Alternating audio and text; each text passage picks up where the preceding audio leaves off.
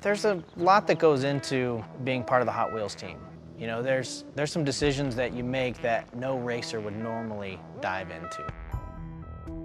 I'm Tanner Faust. I'm Team Hot Wheels Yellow driver. I've been testing out at the Hot Wheels facility for the world record jump for about 3 months. I got in that truck and started pulling back. It's a steep pull coming back up that ramp. It's just unbelievable, just hanging on the seat belts like you're in an amusement park.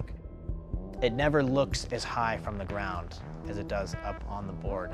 And I sat up there just thinking, there's no way this is 100 feet. This is like 800 feet, you know? That first bump was a little bit steeper than I thought it would be, and it lifted the back of the truck up a little bit. And that was worst case scenario, because then you're potentially nosing over and falling 100 feet to the ground. It's like literally driving off the roof of a 10-story building to concrete. And there's no way to walk away from that. So I went from first gear to second gear about halfway down, and I knew as soon as that compression, just like in a rally race, as soon as you hit the compression, that's where you get the grip. And so I just was full throttle as soon as the suspension squatted. If you don't extract every bit of traction you get from that compression, you won't make the speed for the jump.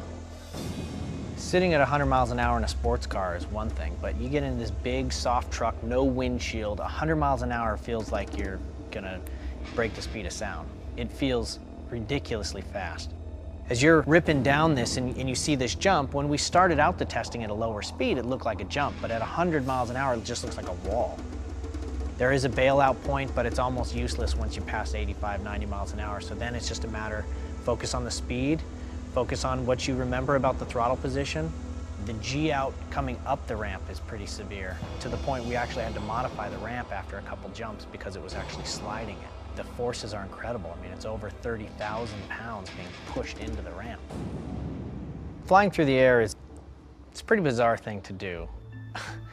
Flying for a football field, like literally flying through the goalposts of a football field. It takes 4 seconds of air time, 4 seconds of weightlessness to cover that football field. Once you're in the air, you actually have a lot of control. You can dab the brakes and it pitches the nose down, or you can blip the gas and it actually brings the nose back up again. And so you're in the air, you look at the clouds, and if the clouds are not starting to pitch over, if you're not flying like a dart, if you're just staying nose up, you've got to hit the brakes right away. And if you don't, the air will just get under the hood of the truck and it'll just backflip. And so there's that moment where you're just trying, everything you can think about is the truck rotating over like I want it to? And if it is, then it's a happy day. It just starts arcing over, and then a little blip of the gas to kind of match RPM for the landing, and then just brace a little to the side and crack.